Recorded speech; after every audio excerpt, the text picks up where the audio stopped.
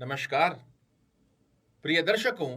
यदि आप एक सिंह राशि के जातक हैं और आपके जीवन में पूर्ण प्रयास करने के पश्चात भी किसी प्रकार के रिजल्ट नहीं देखने को मिल रहे हैं, लगातार आपको असफलता का सामना करना पड़ रहा है, तो आज का ये कार्यक्रम देखने के पश्चात आपके जीवन में 90 डिग्री के बड़े परिवर्तन ना आए तो आप मुझे कहिएगा। आज हम चर्चा करने जा रहे हैं आपकी कुंडली में बैठे अष्टम भाव में राहु महाराज की। आप सभी लोगों को ध्यान होगा 30 अक्टूबर 2023 को जब राहु महाराज ने मेष राशि को छोड़कर मीन राशि में प्रवेश किया था, उस समय में हर तरफ सिर्फ राहु महाराज की चर्चा हुआ करती थी। इस बात को तकरीबन 5.5-6 महीने निकल चुके हैं, किंतु इन 5.5-6 महीनों की अवधि में राहु महाराज ने आपके जीवन में किन किन अवरोधक स्थितियों की उत्पत्ति की है, जब इसे मैं आपको बताऊंगा, आप सुनकर दंग रह जाएंगे कि एक ग्रह हमारे जीवन में किस प्रकार हिडन तरीके से समस्याओं का कर रहा है निर्माण। 30 अक्टूबर 2023 को जब राहु महाराज आपकी कुंडली में अष्टम भाव में प्रवेश किए हैं, जितने भी सिंह राशि वाले जातक हैं इसे रिलेट जरूर से कर पाएंगे। एकदम से आपके कार्यों में रुकावटें देखने को मिलने लगी है। बनते बनते कार्य आपके रुकना प्रारंभ हो गए हैं। आपको लग रहा है कि अब ये कार्य मेरा हो ही जाएगा, और फिर इसमें अवरोधक स्थितियां आकर खड़ी हो जाती है। मानसिक तनाव देखने को मिल रहा है, टेंशन देखने को मिल रही है, डिप्रेशन देखने को मिल रहा है, ओवर थिंकिंग की स्थिति के योग आपके लिए एक्टिवेट हो रहे हैं। ससुराल पक्ष से कहीं ना कहीं संबंधों की स्थितियां अस्त व्यस्तता को दर्शाकर दे रही है। राहु महाराज जहां बैठते हैं इनके पास 3 दृष्टियां होती हैं। जहां ये बैठते हैं वहां से 5वें घर को देखते हैं, 7वें घर को देखते हैं और 9वें घर को देखते हैं। इस स्थान के ऊपर से जब पंचम दृष्टि आपके द्वादश भाव पर डाल रहे हैं, सिंह राशि वाले जातकों के लिए 30 अक्टूबर के बाद फिजूल के खर्चे एकदम से वृद्धि कारक अवस्था को प्राप्त कर चुके हैं, जो चाहकर भी बैलेंस हो ही नहीं पा रहे। 1 रुपए की कमाई हो रही है, 2 रुपए का खर्चा हर महीने आपके सामने आकर खड़ा हो जा रहा है। फिजूल के खर्चों के साथ में स्वयं या स्वयं के परिवार से संबंधित स्वास्थ्य रूपी योग के खर्चे भी आपके लिए निरंतर बनते हुए विशेष रूप से 30 अक्टूबर के बाद से देखने को मिल रहे हैं। कोई कोर्ट कचहरी मुकदमा की स्थिति के योग जो पिछले समय में चल रहे थे, आपको लग रहा था कि अब ये मेरे पक्ष में आ जाएगा, वहां पर डिले होता जा रहा है। तो कई लोगों के लिए नए कोर्ट कचहरी की स्थितियों को, लिटिगेशन की स्थितियों को राहु महाराज ने क्रिएट कर दिया है। यहां से दृष्टि दे रहे हैं आपके द्वितीय भाव पर। अनुभूति कीजिएगा और थोड़ा सा 5.5-6 महीने पहले जाइए और वहां से समय को अब तक लेकर आइए। धन का जो फ्लो पहले समय में आपके लिए बना हुआ था, वो अब बनकर नहीं आ पा रहा है। धन को प्राप्ति हेतु आप अपनी तरफ से पूर्ण प्रयास कर रहे हैं, किंतु कहीं ना कहीं वो अवस्था नहीं निकल कर आ रही है जो आप डिजर्व करते हो, जो आपकी एक्सपेक्टेशन बनी हुई है। कुटुंब परिवार में एकदम से रिश्ते खटास में जाते जा रहे हैं। कुटुंब परिवार का सहयोग आपको प्राप्त हो ही नहीं पा रहा है 30 अक्टूबर के पश्चात से। आप सब लोगों के लिए पूर्ण अपना बेस्ट देने का प्रयास कर रहे हैं, किंतु जब अब नंबर आता है आपका, वहां हर लोग आपसे मुख मोड़कर खड़े हो जा रहे हैं। वाणी दृष्टिकोण से भी राहु महाराज आपको प्रभावित कर रहे हैं।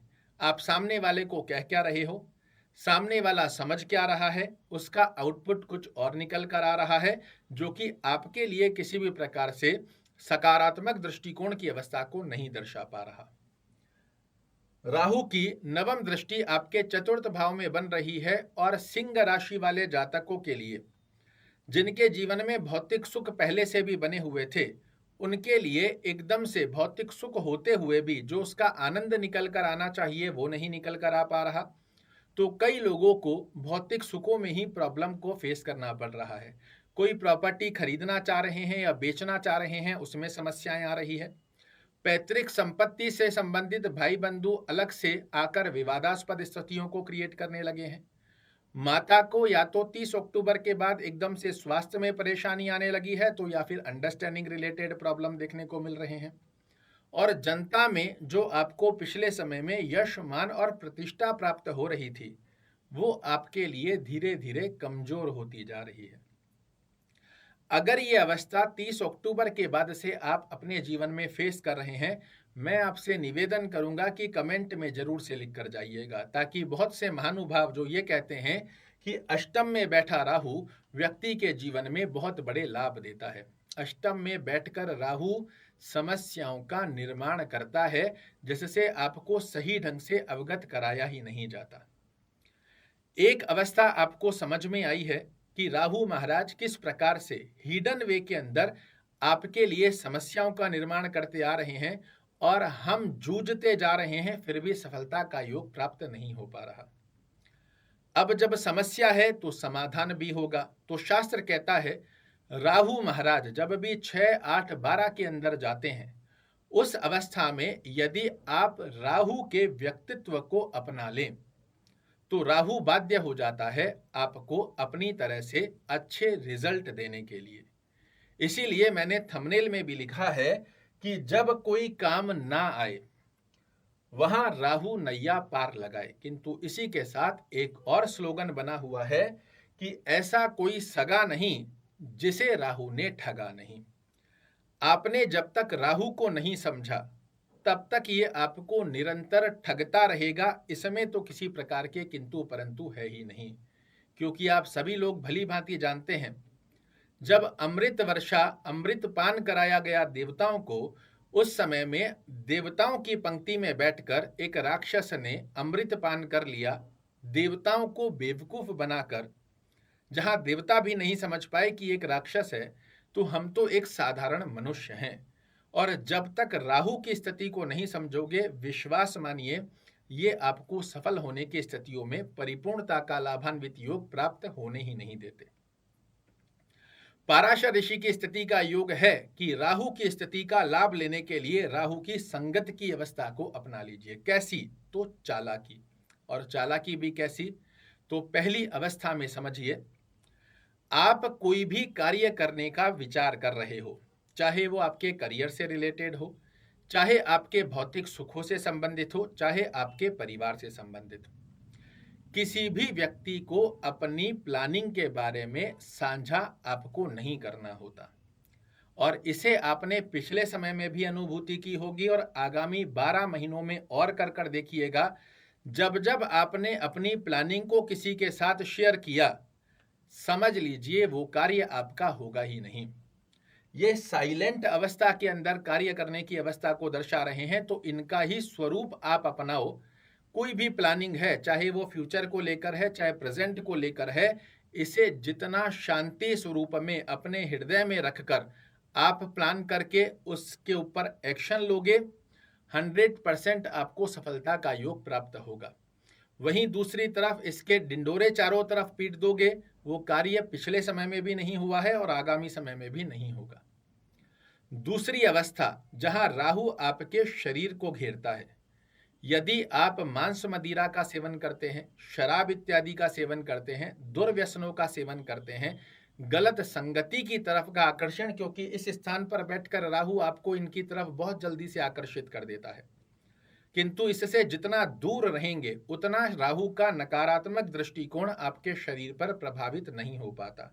और वहीं दूसरी तरफ यदि आप मांस मदिरा की तरफ जाते हैं, दुर्व्यसन की तरफ जाते हैं, गलत संगति की स्थिति पर जाते हैं, तो ये लिटिगेशन, ऑब्स्टेकल, कंपटीशन में असफलता की स्थितियां धन के फ्लो को बर्बाद कर ही छोड़ेंगे। इसमें किसी प्रकार का कोई संकोच नहीं है।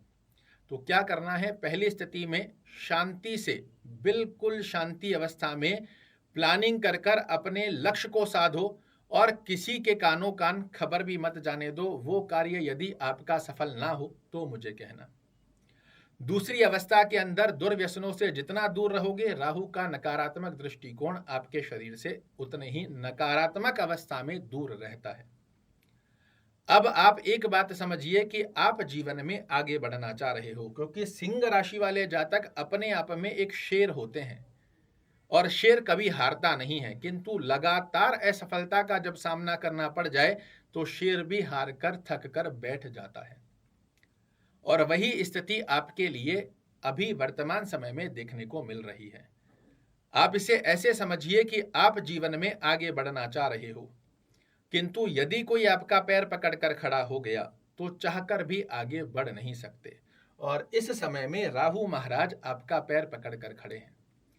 आगे बढ़ने के लिए क्या चाहिए? तो जो पैर पकड़कर खड़ा है उससे पैर छुटा लीजिए, और पैर छूटने के बाद नेक्स्ट स्टेप आती है जी, अब हमें जीवन में आगे बढ़ना है, और आगे बढ़ने के लिए चाहिए होती है एनर्जी, और वो एनर्जी इस कुंडली में क्रिएट कर देते हैं आपके लिए देवगुरु बृहस्पति। इसके दो कारण है कि आपके लिए एनर्जी देवगुरु बृहस्पति क्यों क्रिएट करेंगे। तो पहली स्थिति में एक त्रिकोण के स्वामी होकर त्रिकोण भाव में आए हैं, आपकी कुंडली के अति योग कारक ग्रह हैं, और दूसरी अवस्था में जो राहु है ये गुरु की राशि में विराजित है। मैंने अपने पूर्व के कई कार्यक्रमों में आपको बताया है कि राहु का खुद का कोई घर नहीं होता, ये जिस राशि में बैठते हैं उस राशिपति का स्वरूप भी अपने अंदर लेते हैं। तो जब आप राहु से पैर छुटा लोगे, गुरु का हाथ पकड़कर आगे बढ़ने का प्रयास करोगे, 5.5-6 महीनों के अंदर आपके जीवन में जो राहु ने रुकावट क्रिएट करी है इसकी भी रिकवरी आने वाले 12 महीनों में हो जाएगी, और 90 डिग्री का यू टर्न आपके जीवन में सफलता के एक श्रेष्ठ शिखर की तरफ आपको पहुंचा देगा। क्या करना चाहिए? ओम रांग रहवे नमः, इस मंत्र का नित्य 108 बार जाप करना आपके लिए बेहद अच्छी अवस्था को दर्शाता है। ध्यान एक ही बात का रखिएगा कि ये जो जाप है ये आपको शाम के समय में करना है, सूर्य अस्त होने के पश्चात। एक मोर पंख आप अपने मैट्रेस गद्दे के नीचे लगाकर रखिए जहां आप सोते हैं। सेंधा नमक होता है डली वाला, इसके 5-7 छोटे छोटे टुकड़े कांच की कटोरी में डालकर अपने ही रूम में दक्षिण पश्चिम कोने में रखिए। हर 1 महीने में पुराने नमक को फ्लश कर देना है, नया नमक फिर से डालकर रखते हो, इसका बड़ा अच्छा योग देखने को मिलता है। राहु के अष्टम भाव के नकारात्मक दृष्टिकोण को दूर करने के लिए बेहद सुंदर अवस्था बनती है, आप चीटी नगरा करिए। शास्त्र कहता है चीटी नगरा योगिनी भोजन होता है, और जब आप योगिनी भोजन करवाते हो तो राहु के नकारात्मक दृष्टिकोण की स्थिति दूर होती है। क्या करना चाहिए? 150 ग्राम आपने सूखा आटा लिया, उसमें 1 चम्मच काला तिल मिला दिया, 1 चम्मच शक्कर मिला दिया, और इसे चींटियों को डालना चालू कीजिए। घर से 150 कदम की दूरी पर जाकर कहीं पर भी चींटियां हो, कोई पेड़ पक्ष की स्थिति के आसपास में चींटियां हो, वहां इसे डालना चालू कीजिए। तो एक तरफ शास्त्र कहता है कि एक चींटी का पेट भरना एक पुरुष मनुष्य का पेट भरने जितना फल देता है। तो जहां एक तरफ आप पुण्य प्राप्त कर रहे हो, वहीं दूसरी तरफ राहु के नकारात्मक दृष्टिकोण से आप दूर होते चले जा रहे हो। मैंने आपको बताया कि आपके शरीर को राहु कब घेरता है? जब आप दुर्व्यसनों में लिप्त होते हो। वहीं दूसरी तरफ से राहु के घेरने का एक रास्ता और होता है, और वो होता है आपका घर। जी हाँ, अगर आप घर में बंद खराब इलेक्ट्रॉनिक प्रोडक्ट, कूड़ा कचरा, जबरदस्ती के वैसे वाले सामान जो कभी जीवन में यूज ही नहीं आएंगे, इनको यदि आप अपने घर में स्थान देते हो तो ये राहु का स्थान है। इन डब्बे टपारों के स्थान नहीं है, ये राहु को आप अपने घर के अंदर प्रवेश करवा रहे हो। इलेक्ट्रॉनिक प्रोडक्ट, कूड़ा कचरा जो कभी काम नहीं आएगा, इनको तुरंत रूप से अपना मुंह हटाकर घर से बाहर कीजिए। कोई इलेक्ट्रॉनिक प्रोडक्ट ऐसे हैं जो ठीक हो सकते हैं, फिर भी हम उन्हें नहीं करा रहे हैं, तो इन इलेक्ट्रॉनिक प्रोडक्ट को तुरंत रूप से ठीक कराकर चुस्त दुरुस्त कीजिए। बंद घड़ियां आपके लिए राहु की नकारात्मक दृष्टिकोण को आपके घर में प्रवेश करवाती है। बंद घड़ियां या तो खराब नहीं है तो चालू कराइए, खराब है फिर भी हमने उनको घर में डाल रखा है तो इन्हें बाहर कीजिए। घर में जितनी गंदगी की स्थिति, जाले, धूल मट्टी जितनी आपकी रहेगी, ये राहु के स्थान है। अपने घर को जितना साफ सुथरी गतिविधि में बनाकर रखोगे, राहु की नकारात्मक दृष्टिकोण आपके जीवन से स्वतः से ही दूर चली जाती है। अब ये छोटे छोटे उपाय मैंने आपको बताए हैं जो राहु के नकारात्मक दृष्टिकोण से आपके पैर छुटाने की अवस्था बनाता है। पैर छुटाना जितना आवश्यक है उतना ही आवश्यक है जीवन में आगे बढ़ने के लिए एनर्जी को प्राप्त करना, और वो मैं आपको बता चुका हूं कि ये एनर्जी आपको गुरु महाराज क्रिएट कर देंगे। तो गुरु महाराज की एनर्जी को कैसे हमारे जीवन में प्राप्त किया जाए? ओम गुरुवे नमः, इस मंत्र का जाप कीजिए, बड़े अच्छे लाभ देखने को मिलते हैं। विष्णु सहस्त्र नाम का पाठ अगर आप कर नहीं सकते हैं तो इसे थोड़ा थोड़ा कर सुनिए, बड़े अच्छे लाभ देखने को मिलेंगे। चलते फिरते ओम नमो भगवते वासुदेवाय नमः का जाप कीजिए, बहुत अच्छी स्थिति बनकर आती है। पीली वस्तुओं का सर्वाधिक मात्रा में सेवन कीजिए, बड़े अच्छे लाभ देखने को मिलते हैं। अपने माता पिता के चरण कमल को प्रणाम कर कर अपने दिन की शुरुआत कीजिए, बहुत अच्छे योग देखने को मिलते हैं। गुरुजनों का सदैव आदर सम्मान कीजिए, बहुत अच्छे योग बनकर आएंगे। अपनी कुंडली का एनालिसिस करवाकर यदि गुरु की स्थिति आपकी कुंडली में अच्छी बनी हुई है, आप एक पुखराज पहनते हैं तो ये आपके लिए बहुत अच्छी अवस्था बनाकर देता है। जब आप राहु से पैर छुटाओगे, गुरु की स्थिति को मजबूत करके जीवन में आगे बढ़ोगे, इन 12 महीनों में राहु महाराज भी बाध्य हो जाएंगे आपको शुभ फल देने के लिए। कर देखिए, प्रत्यक्ष को प्रमाण की आवश्यकता होती नहीं है। रिजल्ट यदि आपके जीवन में आपके अनुसार ना आए तो मुझे कहिएगा। आशा करता हूं मेरे द्वारा दी गई ये जानकारी आपको पसंद आएगी। कल फिर से एक नई जानकारी लेकर आपके सामने उपस्थित होऊंगा। तब तक के लिए नमस्कार।